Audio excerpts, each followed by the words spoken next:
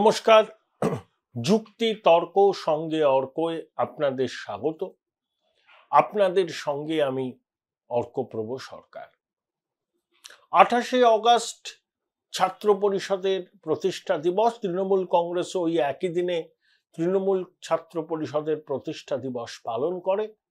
মুখ্যমন্ত্রী বক্তব্য রাখবেন, ঝড়ো ঝড়ো ঝরিবে অসত্য ভাষণ, রামবামের কল্পিত কথা বলবেন, অন্যান্য রাজ্যে কি হয়েছে সেসব বলবেন, বিরোধীরা চক্রান্ত করছে এইসব বলবেন, এবং আরজিকরের ঘটনাকে বিচ্ছিন্ন ঘটনা হিসাবে তুলে দেখাতে চাইবেন, এবং এটাও হয়তো বিজেপির চক্রান্ত। সিবিআই কি করছে, পুলিশ যতদিন তদন্ত করছিল ততদিন তো ঠিকঠাকই তদন্ত চলছিল, একজনকে তো ধরেও ছিল, তাও কোর্টের নির্দেশে সিবিআইয়ের কাছে গেছে, ঠিক আছে। এরা শান্ত বাংলাকে অশান্ত করার চেষ্টা করছে। এই সমস্ত কথা মুখ্যমন্ত্রী বলবেন। আমার যতদূর মনে হয়, আপনারা মুখ্যমন্ত্রী বক্তব্য শোনার পর মিলিয়ে দেখবেন আমি যা বললাম আন্দাজ করে আর মুখ্যমন্ত্রীর বক্তব্য আমার আন্দাজের সঙ্গে কতটা মেলে। মিলতেও পারে, না মিলতেও পারে, তবে কিছুটা মেলার সম্ভাবনা আছে। মমতা বন্দ্যোপাধ্যায়ের সাম্প্রতিক বক্তৃতা যারা শুনেছেন, এর বাইরে তিনি খুব একটা কিছু বলার জায়গায় নেই। তার উপর কিন্তু চাপ বেড়েছে। দেখুন, বিজেপি, কংগ্রেস, সিপিএম, বিরোধী রাজনৈতিক দল, তারা এ ধরনের ঘটনা ঘটলে রাস্তায় নামবে, রাজনীতি করবে, মমতা বন্দ্যোপাধ্যায়ের ইস্তফা চাইবে, কেউ আগ বাড়িয়ে কেন্দ্রীয় হস্তক্ষেপ চাইবে। এগুলো সব চেনা ছক। এরা চেনা পথের প্রতীক, বাঁধাগতের বাজনাদার। কিন্তু মমতা বন্দ্যোপাধ্যায় 13-14 বছরের রাজ্য শাসনে সিভিল সোসাইটির এই স্বতঃস্ফূর্ত প্রতিবাদ এর আগে হয়নি। সমাজের সর্বস্তর থেকে প্রতিবাদ হয়েছে, হচ্ছে এবং হবে। যতক্ষণ না পর্যন্ত আর্চিকর কাণ্ডের প্রকৃত অপরাধীরা ধরা পড়ে এবং স্বাস্থ্যক্ষেত্রে দুর্নীতির মূল পাণ্ডারা যতক্ষণ না আইডেন্টিফাইড হয়, যতক্ষণ না তাদের বিরুদ্ধে আইনানুগ ব্যবস্থা নিয়ে শাস্তি নিশ্চিত করা যায়, ততক্ষণ পর্যন্ত এই আন্দোলনের রাস্তা থেকে সিভিল সোসাইটি সরবে না। এই সিভিল সোসাইটিতে কারা আছে? জুনিয়র ডাক্তাররা আছেন, সিনিয়র ডাক্তাররা আছেন, সমাজের বিশিষ্ট চিকিৎসকরা আছেন, যারা সরকারি স্বাস্থ্য পরিষেবার সঙ্গে যুক্ত নন কিন্তু চিকিৎসক হিসেবে স্বনামধন্য, শিক্ষক, অধ্যাপক, স্কুলের মাস্টারমশাই, প্রধান শিক্ষক, কলেজ পড়ুয়া ছাত্রছাত্রী, এমনকি স্কুলের উঁচু ক্লাসের ছেলেমেয়েরা, চাকরিজীবী, অগণিত সাধারণ মানুষ, তারা কিন্তু বিচার চাইছে।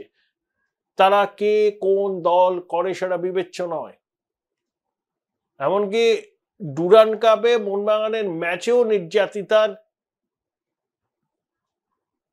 উপর যে জঘন্য অত্যাচার হয়েছে তার শাস্তির দাবিতে মানুষ সরব হয়েছে। একবার তো খেলা হবে যারা পালন করে, তারা ডার্বি হতে দেয়নি, ভুল থেকে শিক্ষা নিয়ে বোধহয় অ্যালাউ করেছিল, সেখানেও প্রতিবাদ। অর্থাৎ এই প্রতিবাদটা হচ্ছে সামাজিক প্রতিবাদ, সিভিল সোসাইটির প্রতিবাদ। যে সিভিল সোসাইটির ধারক ও বাহক বলে আমরা এতদিন যাদেরকে চিনতাম, তাদের অর্থেকে কিন্তু ঘরে ঢুকে আছেন, গর্তে ঢুকে আছেন, বেরোচ্ছেন না।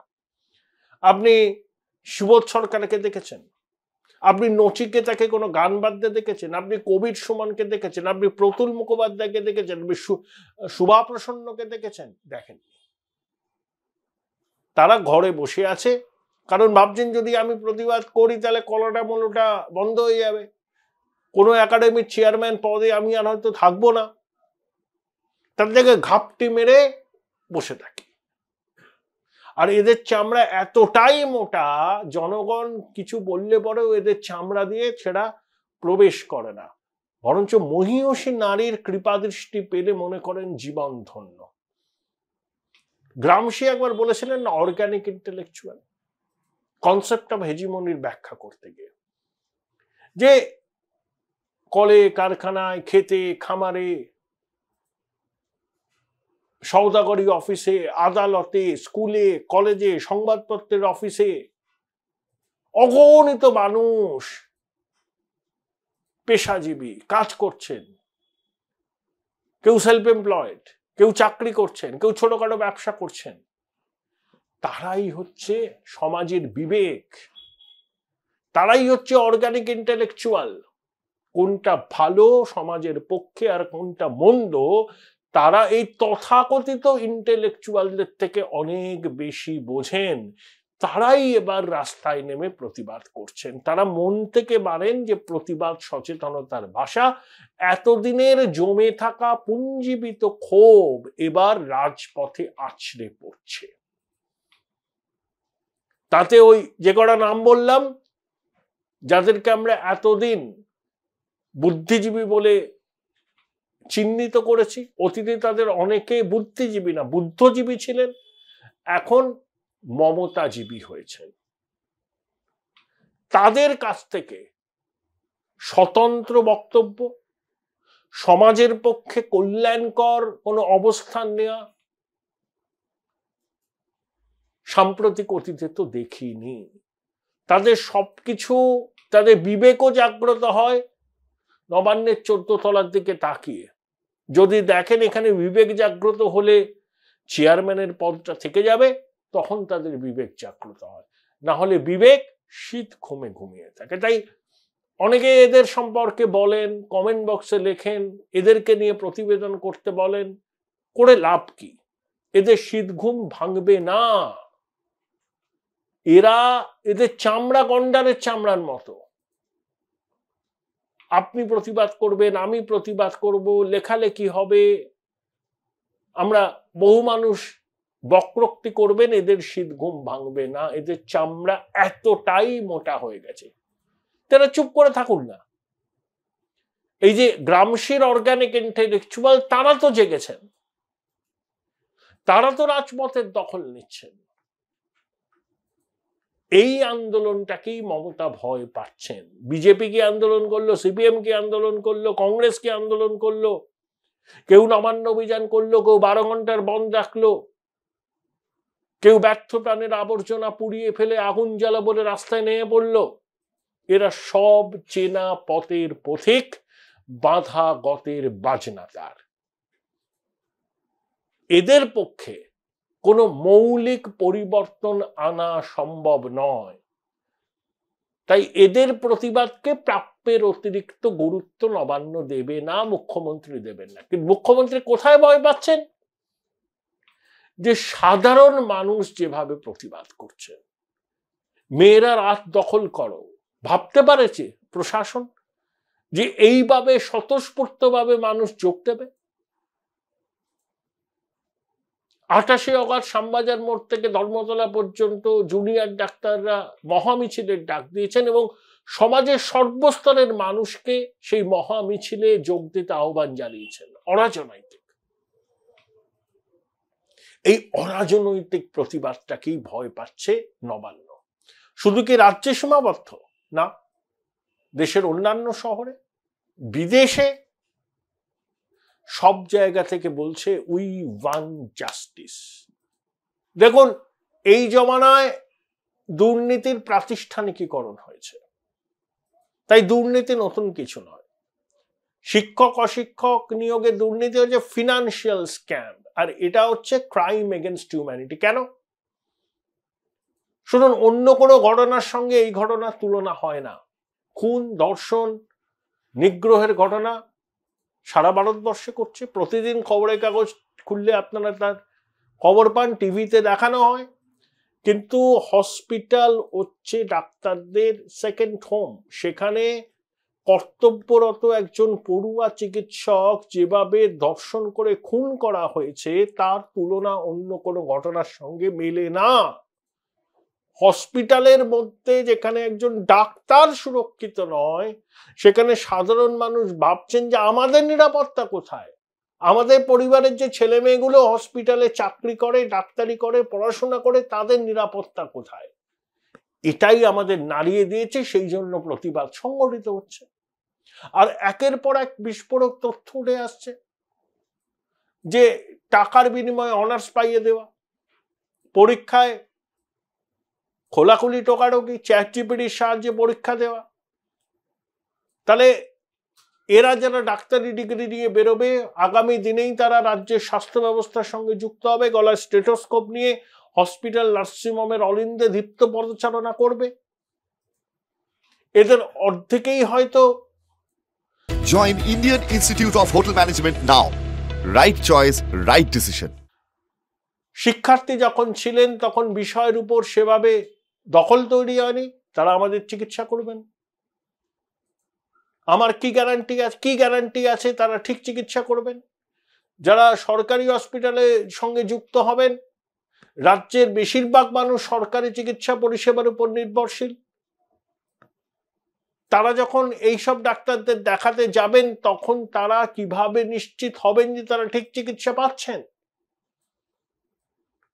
40% পরীক্ষার্থীর উত্তর দাঁড়ি কমা ফুল স্টপ সব এক।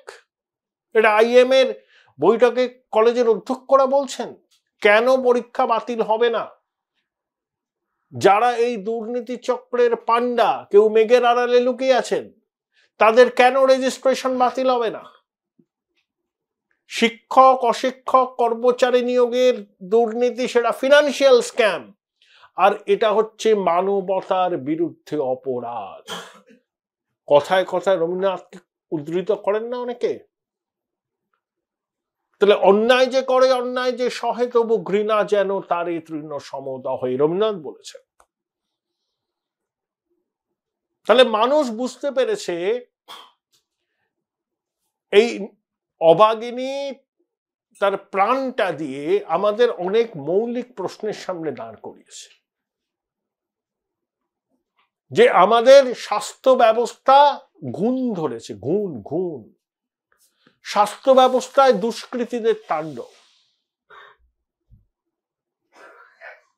শুধু সন্দীপ বিশ্বাস নয়, সন্দীপ বিশ্বাস ওই দুর্নীতি চক্রের একটা স্তম্ভ, কিন্তু আরো অনেক লোক আছে মেঘের আড়ালে লুকিয়ে থাকা।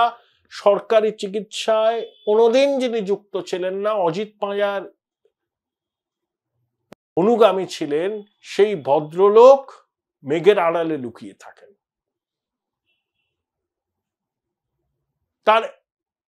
তার ফোন স্বাস্থ্য ভবনের কর্তাদের কাছে গেলে তাদের হাত পা কাঁপে। এই সন্দীপ ঘোষ তার চেলা, তাই তাকে পুরস্কৃত করা হয়। আরজি কর থেকে সরে যাওয়ার পর 4 ঘন্টার মধ্যে ন্যাশনাল মেডিকেলের অধ্যক্ষ হন। বদলি হলেও ঘরের তালা দিয়ে চাবি নিয়ে চলে যান, যাকে দায়িত্ব দেওয়া হয় তিনি প্রবেশ করতে পারেন না, আবার তিনি চলে আসেন। এত বড় প্রভাবশালী, এবং সেই প্রভাবশালীর মাথায় আশীর্বাদের হাত রাজ্যের প্রশাসনিক প্রধানের। তার অমর উক্তি, ওরও তো পরিবার আছে, ওকে আমরা ছাড়বো না, ওকে অন্য কাজে লাগাবো। 4 ঘন্টার মধ্যে ন্যাশনাল মেডিকেলের অধ্যক্ষ হিসাবে এই মূর্তিমানের আবার নিয়োগ। এগুলো মানুষ দেখছে, চিকিৎসক কুল দেখছেন, যে এই সন্দীপ ঘোষ যার বিরুদ্ধে বুড়ি দুর্নীতির অভিযোগ আজকে ওঠেনি, তাকে শেল্টার দিতে, তাকে পুরস্কৃত করতে কি ব্যাকুলতা প্রশাসনে, সর্বোচ্চ নায়িকার। সেটাকে কেন্দ্র করে যে প্রতিবাদটা হচ্ছে সেটা স্বতঃস্ফূর্ত। রাজনীতির কারবারিরা রুটি সেঁকতে চাইছেন। ছাত্র সমাজের নাম করে যে ঘটনা 27 আগস্ট হলো, টিভির পর্দায় অনেকেই চোখ রেখেছেন, আমিও রেখেছি। যারা প্রতিবাদে সামিল হয়েছিলেন, জাতীয় পতাকা নিয়ে এসেছিলেন, তাদের মধ্যে একটা জিনিস দেখলাম, তাদের একটা ডিটারমিনেশন আছে, যে কাঁদানে গায়ে জল কামান ইত্যাদির মুখে পড়েও তারা কিন্তু রণে ভঙ্গ দেননি, কিন্তু বারে বারে আবার তারা ব্যারিকেড ভাঙার চেষ্টা করেছেন। পুলিশকে নিগ্রহ করা, গাড়ি জ্বালিয়ে দেওয়া, পুলিশের মাথা ফাটিয়ে দেওয়া আমি সমর্থন করি না, এসব না হলে ভালো হতো। এই ছাত্র সমাজে কজন ছাত্র ছিল, এরা বিজেপি স্পন্সার কেনা নিয়ে বিতর্ক প্রশ্ন আছে। হয়তো বিজেপির অনেক নেতাকে দেখেছি, ছাত্র সমাজ ডাক দিয়েছিল, বলেছিল প্রতিটা বাড়ি থেকে একজন করে আসুন। তাই এটা তো শুধু ছাত্রদের অভিযান ছিল না, ছাত্র সমাজ নামে একটা পক্ষ থেকে ডাক দেওয়া হয়েছিল, সবাইকে আহ্বান জানানো হয়েছে।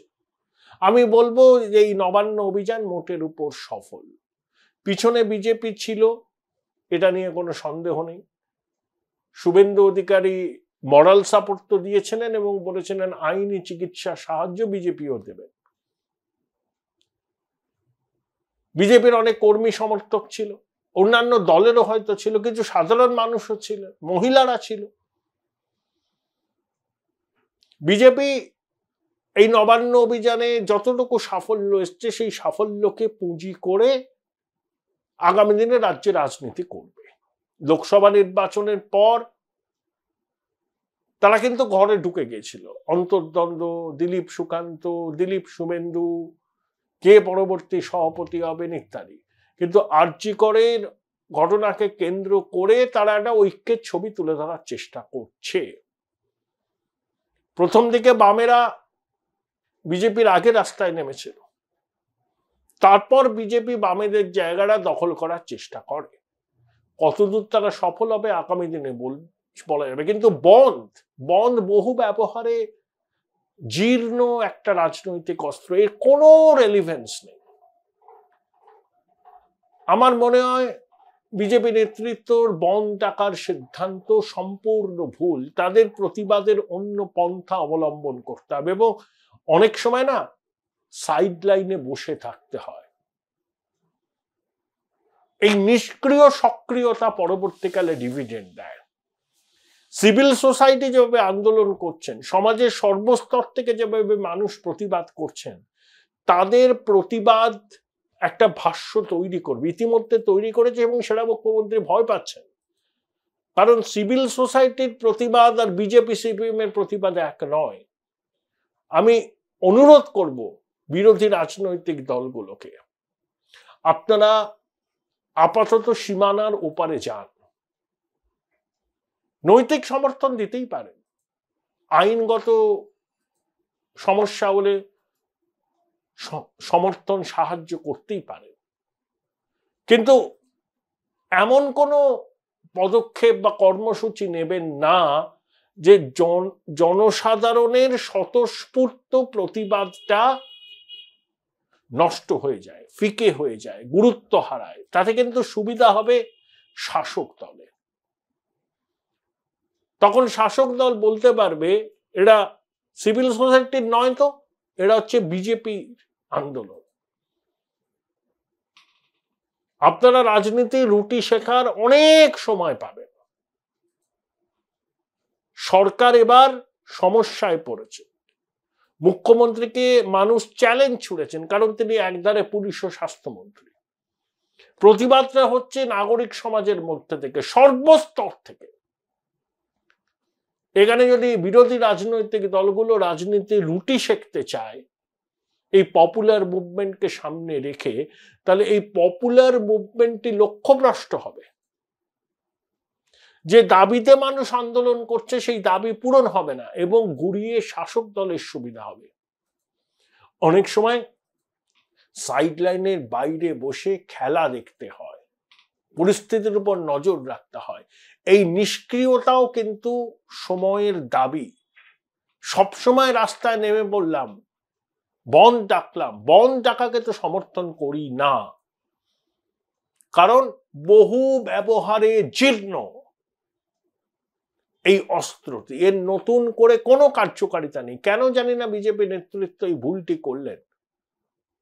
আন্দোলনের অন্য পন্থা তারা অবলম্বন করতেই পারতেন, যাতে কর্মী সমর্থকরা চাঙ্গা হতো এবং প্রধান বিরোধী দল হিসাবে মানুষের আস্থা তারা বাড়াতে পারতেন। কিন্তু বন্ধ ডাকার মধ্যে যে আত্মঘাতী রাজনীতির ধারা ছিল বাংলায়, সেটা কিন্তু অনেকদিন বন্ধ হয়েছে। দয়া করে সেই আত্মঘাতী রাজনীতির ধারাকে আর বাংলায় ফিরিয়ে আনবেন না। আর এখন সময় হচ্ছে মাঠের ধারে বসে পরিস্থিতির উপর নজর রাখা। মানুষ প্রতিবাদ করছে, তারা প্রতিবাদের ভাষ্য রচনা করছে এবং সেই প্রতিবাদের ভাষ্যকে ভয় পাচ্ছে নবান্ন। আপনাদের গতে বাঁধা প্রতিবাদকে তারা প্রাপ্যের অতিরিক্ত গুরুত্ব দেবে না। এটা যদি পশ্চিমবঙ্গের বিরোধী রাজনৈতিক দলগুলো মনে রাখে, তবেই ওই নির্যাতিতা সুবিচার পাবে।